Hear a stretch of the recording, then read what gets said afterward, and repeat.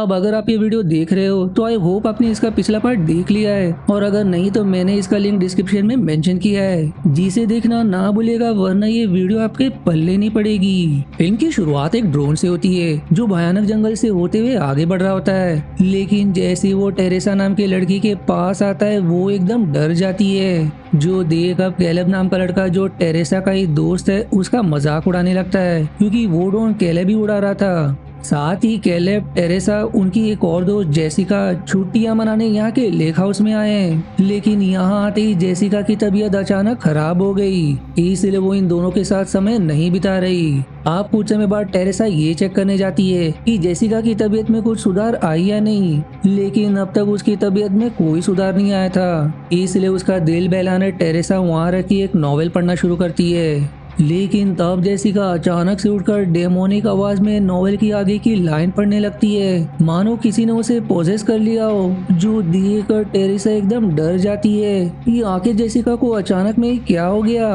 वो अब काफी सहमे हुए कदमों से उसकी तरफ बढ़ती है, लेकिन तब जेसिका अजीब पदार्थ की उल्टी करके वहीं बेहोश हो जाती है। टेरेसा अब इससे परेशान वो जैसी जेसिका की दिल की धड़कन सुनने की कोशिश करती है कि तभी जेसिका होश में आकर सीधे टेरेसा की बाल को घसीटते हुए उसका पूरा स्काल्प ही सर से अलग कर देती है। अब ये चीज जैसे ही कैलेब देखता है उसके तो होश ही उड़ जाते हैं, उसे समझ नहीं आता कि आखिर जेसिका को हो क्या गया है। तब जेसिका ड्रोन के फंके से अपने ही चेहरे पर हमला करके तालाब में गिर जाती है, जहां बेचारा कैलेब जैसे उसे बचाने बढ़ता है वो उस पर भी हमला करके उसकी हत्या कर देती है, जिससे तालाब का रंग ही बदल जाता है। और फिर कुछ समय बाद जेसिका काफी भयानक तरीके से तालाब के बाहर आती है, जिसके पीछे फिल्म का नाम लिखा हुआ था, और ये चीज काफी डरावना दिखाई दे रहा था।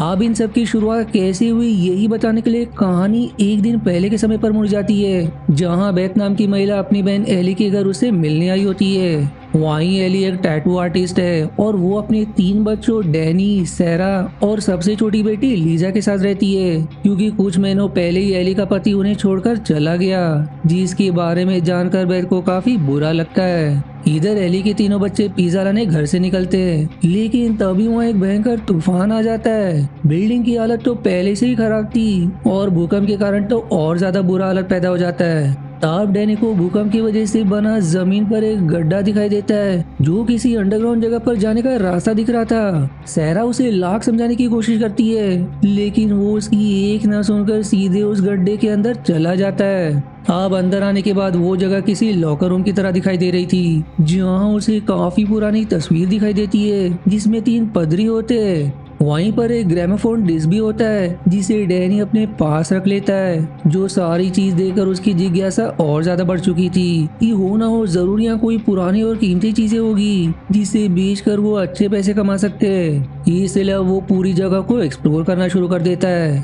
तब उसकी नजर एक ताबूत पर पड़ती है, जिसके ऊपर काफी सारे क्रॉस लगे हुए थे, मानो उस ताबूत को क्रॉस की सुरक्षा में रखा गया हो, ताकि जो उसके अंदर है वो बाहर ना निकल सके। लेकिन भूकंप के कारण ताबूत थोड़ा टूट गया था, जिसके अंदर से डैनी को एक किताब मिलती है। सैरा उसे आवाज लगाकर किसी भी चीज को हाथ लगाने से मना करती है, लेकिन वो उसकी सुनने को तैयार ही नहीं होता। अब डैनी घर आकर सैरा के साथ उस किताब को खोलने की कोशिश करता है, ताकि अंदाजा लगा सके कि किताब कितनी पुरानी है और बेचने पर इसके कितने पैसे मिलेंगे। लेकिन हैरानी की बात तो ये थी कि उस किताब को भयानक नाखूनों से बंद किया गया था, जो खुलने का नाम ही नहीं ले रही थी। तब जबरदस्ती खोलने के चक्कर में डैनी का हाथ कट जाता है, और अब जैसे ही थोड़ा खून उस किताब पर लगता है वो अपनी आप ही खुल जाती है, जिसके अंदर दुनिया के सारे भयानक शैतानों और रिचुअल जैसी चीजों की पेंटिंग्स बनी हुई थी, जो देखकर डैनी और सैरा घबरा जाते हैं और किताब को सुबह होते ही वापस रखने का तय करते हैं, क्योंकि ऐसी किताब कोई खरीदेगा नहीं। आप डैनी किताब के बाद उस ग्रामोफोन डिस्क को प्ले करता है कि आखिर इसमें क्या रिकॉर्ड करके रखा गया है। तब उस रिकॉर्ड में हम मार्कस नाम की पदरी की आवाज सुनते हैं, जिसकी डैनी ने तस्वीर देखी थी। उस रिकॉर्ड के जरिए मार्कस कहता है कि मैंने उस किताब पर काफी रिसर्च की है, जिससे मुझे पता चला है कि उस किताब के पन्नों को इंसानों की चमड़ी से बनाया गया है और खून से उस पर पेंटिंग की गई है। साथ ही किताब में जो मंत्र लिखे उनकी मदद से नर्क से एक शैतान को असली दुनिया में लाया जा सकता है, जो किसी के भी शरीर को पोजेस कर सकता है। जो इतना कहकर पदरी उन्हीं मंत्रों को पढ़ना शुरू कर देता है, जिस वजह से किताब के पन्ने अपने आप ही बदलने लगते हैं। डैनी इन सब से घबराकर रिकॉर्ड को बंद करने की कोशिश करता है, लेकिन अब वो बंद नहीं होता। तब एक शैतान जिसका कोई शरीर नहीं था, वो नरक से निकलकर किसी इंसान की तलाश में चला जाता है ताकि वो उसे पोजेस कर सके। और उसे जो इंसान मिलता है वो कोई और नहीं बल्कि बेचारी एली ही होती है, जो लिफ्ट में मौजूद थी। तभी वो शैतान उसे पोजेस करके लिफ्ट को ही नीचे गिरा देता है, लेकिन भाग्य से एली बच जाती है। अब एली अपने घर आती है, जहाँ वो पोजेस होने के कारण काफी अजीब अजीब हरकतें करना शुरू कर देती है। वो अपने परिवार के ही लोगों से कहने लगती कि मैं किसी को जिंदा नहीं छोड़ूंगी, तुम सबको मारकर खा जाऊंगी। जो इतना कहते ही काफी ज्यादा उल्टी कर देती है, जो वही जेसिका जैसा अजीब पदार्थ था, और फिर उल्टी करने के बाद वो अपना दम तोड़ देती है। ये सब देखकर एली के बच्चे और बेथ एकदम हैरान हो जाते हैं कि आखिर उनकी माँ को अचानक क्या हो गया। शोर सुनकर अब पड़ोस के 2 लोग भी वहाँ जाते हैं, जो खुद भी एली की मृत्यु से हैरान थे। उनमें से अब एक जैसी एली की आंखें बंद करने की कोशिश करता है, वो फिर से अपनी आंखें खोल लेती है, जो देख कर उनकी रूह ही कांप जाती है। अब वो दोनों पड़ोसी इमरजेंसी एग्जिट को तोड़ने की कोशिश करते हैं, क्योंकि लिफ्ट तो गिरी ही गिरी, साथ ही सीढ़ियां भी टूट चुकी थी, जिससे वो सभी काफी ऊंचे फ्लोर पर फंस गए थे। वहीं इधर बेथ एली के शव के पास बैठी होती है, जहां वो उसके मरने से काफी ज्यादा दुखी थी। लेकिन अगले पल एली को होश आ जाता है, जो सीधे उठकर खड़ी हो जाती है, और अब वो पूरी तरह से पोजेस दिखाई दे रही थी। अब उसे जीवित देखकर बेथ एकदम हैरान तो वहीं खुश भी हो जाती है। लेकिन एली का शरीर बुखार से काफी ज्यादा तप रहा था, इसलिए बेथ उसके शरीर को ठंडा करने के लिए बाथटब में डाल देती है। लेकिन इससे एली को और ज्यादा तकलीफ होने लगती है, और अब वो बहुत ही भयंकर तरीके से बाथटब के बाहर आती है, जहां वो सीधे दीवार पर चिपक जाती है और इतने जोर से चिल्लाती है कि आसपास के सारे कांच टूट जाते हैं। इसके बाद एली उन्हीं कांच पर चलते हुए एक बड़े टुकड़े को हाथ में पकड़ लेती है और उसे सीधे बेथ के हाथ के आर पार कर देती है, जिसके बाद वो सैरा के गाल पर टैटू मशीन से कट लगाकर अपनी जीभ से उसे लिक करने लगती है। और सही समय पर डैनी वहाँ कर एली को धक्का मारते हुए घर के बाहर कर देता है, जिसके बाद वो सभी तुरंत दरवाजा बंद कर देते हैं। अब एली घर के बाहर होने के कारण वहीं मौजूद 2 पड़ोसी जो इमरजेंसी एग्जिट ढूंढ रहे थे, उन्हें बहुत ही घिनौने तरीके से मार देती है। वहीं इधर सहरा भी धीरे धीरे पोजेस होने लगी थी, जहां उसकी आँख, कान और नाक से काला पदार्थ निकलने लगता है। वहीं एली अब लीजा को बहलाने की कोशिश करती है ताकि वो दरवाजा खोल दे, और होता भी बिल्कुल ऐसा ही है। लीजा अपनी माँ के बातों में आकर हल्का सा दरवाजा खोल देती है, जिसके खुलते ही एली उसका गला दबोच लेती है। पर बेथ और डैनी तुरंत वहाँ आकर लीजा को बचाते हुए दरवाजा फिर से बंद कर देते हैं।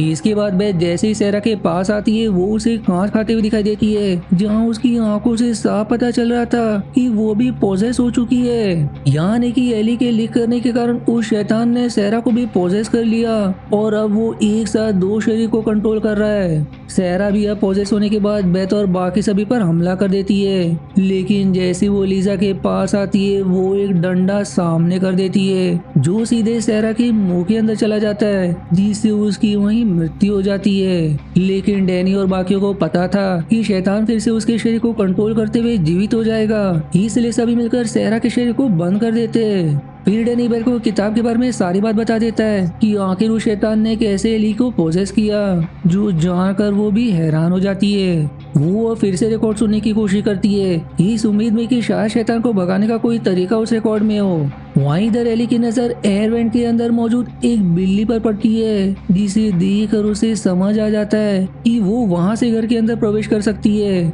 इसलिए वो तुरंत एयर वेंट के अंदर घुस जाती है। दूसरी तरफ सहरा को भी होश आ चुका था, जहां बंदे रहने के बावजूद भी उस पर उसका कोई असर नहीं था, जो अब सीधे डैनी के पास आकर उसके हाथ में चाकू घुसा देती है और फिर उसके मुंह पर खून की उल्टियां कर देती है। यानी कि अब डैनी भी पोसेस हो जाएगा। वहीं इधर एली एयर वेंट से होते हुए बेथ के पास पहुंच चुकी थी, जो उस पर हमला कर देती है। तब उसे पता चलता है कि बेथ प्रेग्नेंट है, जो समझते ही एली के अंदर वाले शैतान की खुशी दुगनी हो जाती है, क्योंकि उसे एक के साथ एक और आत्मा फ्री मिल रही थी। और जैसे वो उसे मारने वाली होती है कि तभी बेथ उसके नाक से होते हुए दिमाग तक कैंची घुसा देती है, जिससे कुछ समय के लिए एली शांत हो जाती है।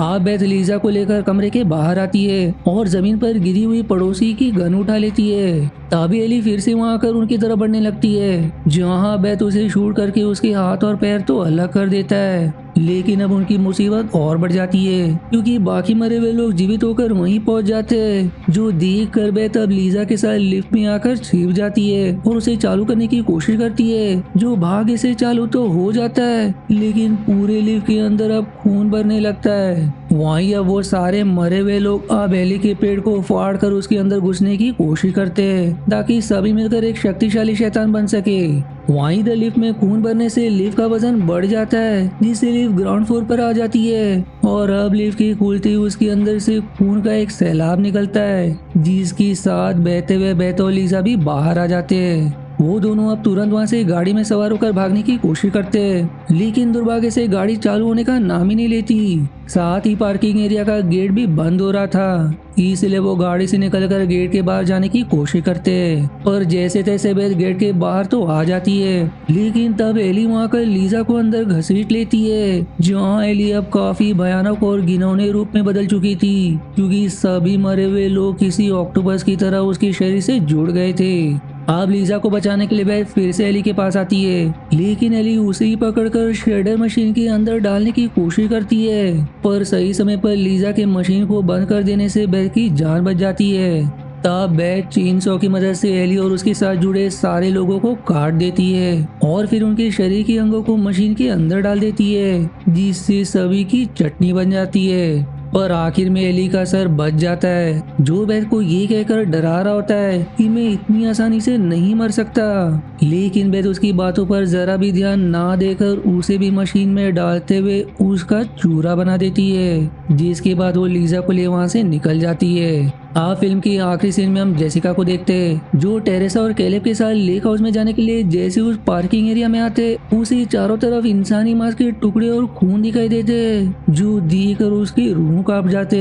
लेकिन इससे पहले कि वो पुलिस को फोन करने की कोशिश करती, तभी वो शैतान उसे भी पोजेस कर लेता है, जिसके बाद की कहानी तो हमने फिल्म की शुरुआत में देख ही लिया है। यानी कि उस शैतान को खत्म करना इतना आसान नहीं है, जो अपना शिकार आसानी से बदल सकता है। जीसी हॉरर एंडिंग के साथ ये मूवी यहीं समाप्त हो जाती है। पर अगर आपको जानना है इस मूवी की एक्चुअल कहानी कहां से शुरू हुई, तो इसका एक प्रीक्वल भी है, जिसकी एक्सप्लेनेशन वीडियो का लिंक मैंने डिस्क्रिप्शन में मेंशन कर दिया है, जिसे जरूर देखिएगा, क्योंकि वो भी जबरदस्त कहानी है। मिलते हैं अगली मूवी की एक्सप्लेनेशन पर, तब तक के लिए धन्यवाद दोस्तों। आशा है आपको मेरी एक्सप्लेनेशन पसंद आई। यदि हाँ तो प्लीज वीडियो को लाइक करना और चैनल को सब्सक्राइब करके सपोर्ट करना ना भूलें। मिलते हैं अगले एक्सप्लेनेशन वीडियो में, तब तक के लिए धन्यवाद दोस्तों।